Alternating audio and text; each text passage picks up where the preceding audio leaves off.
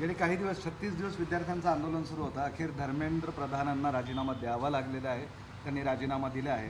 काय तुमची प्रतिक्रिया? एक पॉझिटिव्ह भूमिका ज्याला म्हणता येईल ती माननीय पंतप्रधान नरेंद्र मोदी यांनी घेतलेली आहे. विद्यार्थ्याचं जे चालू होतं आंदोलन, ते विद्यार्थ्याच्या आंदोलनाला वेगळी दिशा द्यायचा प्रयत्नसुद्धा काही विरोधी पक्षाच्या लोकांनी करायचा प्रयत्न सुरू केला होता. म्हणून गेल्या 3 दिवसामधल्या ज्या घडामोडी जर तुम्ही पाहिल्या तर सरकार एक एक पाऊल पॉझिटिव्हली पुढे टाकायचा प्रयत्न करत होतं. वांगचूचं उपोषण सोडलं, त्याच्यानंतर यानंतर जे काही पेपर फुटीचा प्रकार जर घडला, जो कोणी आरोपी असेल त्याला 10 कोटीचा दंड आणि 10 वर्ष सजा, हे जे काही निर्णय घ्यायला सुरुवात केली होती सरकारने, त्यावेळेलाच ही गोष्ट मनोमन आज सर्वांना जाणवत होती की हे आंदोलन भरकटू नये कुठे. विद्यार्थ्यांचा आक्रोश, खऱ्या अर्थानं विद्यार्थी असेल शेतकरी असेल, ह्या प्रश्नावर नेहमीच कोणतंही सरकार असो, परंतु ह्या सहानुभूतीपूर्वकच विचार करत असतं. म्हणून त्यांची मागणी आज धर्मेंद्र प्रधानांचा राजीनामा घेऊन त्यांनी ती पूर्ण केलेली आहे. ज्या आणखीन 2-3 मागण्या आहेत ज्याच्यामध्ये विद्यार्थ्यावर गुन्हे दाखल करणे किंवा विद्यार्थ्यांच्या जे काही इतर मृत्यू पावलेले, जे दुर्दैवी मृत्यू झालेले आहेत, त्यांना मदत देणे, ह्या गोष्टीला सुद्धा सरकार पॉझिटिव्ह विचार करेल असं माझं मत आहे. या आंदोलनाचा खऱ्या अर्थानं युवा शक्तींनी केलेला उठाव ज्याला म्हणता येईल तो होता. इतर आता विरोधी पक्षांनी त्याच्यात बडबड करून मग आम्ही असं केलं, आम्ही तसं केलं, हे तुमचं कुणाचंही यश नाही आहे, त्या विद्यार्थ्याच्या आंदोलनाचं यश आहे. पेपर फुटणे, त्याच्यामुळं अनेकाचं आयुष्य उद्ध्वस्त होणे, हे प्रकार कधीही कोणत्याही व्यक्तीला किंवा विद्यार्थ्यांना, कोणत्याही सरकारला हे पसंत नसतात. म्हणून अशा गोष्टीवर आज त्यांनी एक पॉझिटिव्ह पाऊल पुढं टाकून, पुन्हा एकदा सांगतो, या आंदोलनामध्ये इतर जे घुसले होते त्यांच्यामुळं आंदोलनाला वेगळी दिशा लागू नये म्हणून सरकारने अत्यंत जबाबदारीने आणि गांभीर्याने घेतलेलं हे पाऊल आहे.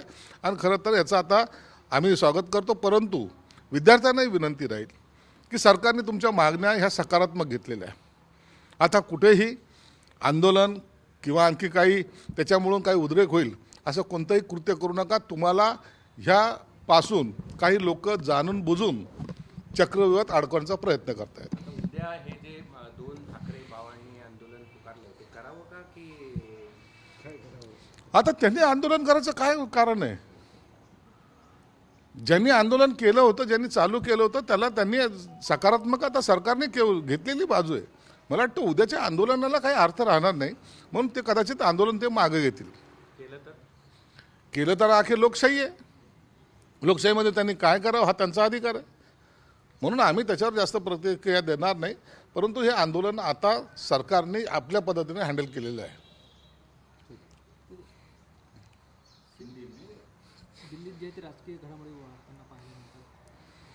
सरकारमध्ये अशा मोठ्या जेव्हा घटना घडतात त्या टायमाला ज्या ज्या राज्यामध्ये जे जे सरकार असतं तेथील प्रमुख लोकांना बोलून त्यांच्याशी सुद्धा चर्चा केली जाते. हे विद्यार्थ्याचं आंदोलन महाराष्ट्रावर नाही तर देशभरामध्ये चाललं होतं. बिहार असेल, उत्तर प्रदेश असेल, कुठे सगळे अनेक ठिकाणी आंदोलन आपल्याला पाहायला मिळतं. म्हणून अशा वेळेला काहीतरी त्याच्यावर एक ठोस भूमिका घेण्यासाठी सर्व मुख्यमंत्री असतील किंवा इतर प्रमुख नेते असतील यांना दिलेलं बोलवलं असं असावं आणि त्याच्यावर ती चर्चा होत असेल. संजय राऊतांनी पण भाकीत केलंय पुन्हा एकदा. संजय राऊतनी काय भाकीत केलं ते कधी आजपर्यंत जेवढे भाकीत केलेले आहेत ते कधीही खरे ठरलेले नाहीत. परंतु तरी त्यांनी आता भाकीत करणं आणि स्वतःची हेडलाईन बनवून घेणं हा संजय राऊतचा स्वभाव झालेला आहे. जाणार नाही आता ते काय करतील हे केंद्र ठरवेल ना. संजय राऊतला विचारून थोडे काय करणार आहेत ते. त्याबद्दल मला कल्पना नाही, त्याच्याबद्दलची कोणती माहिती माझ्याकडे नाही.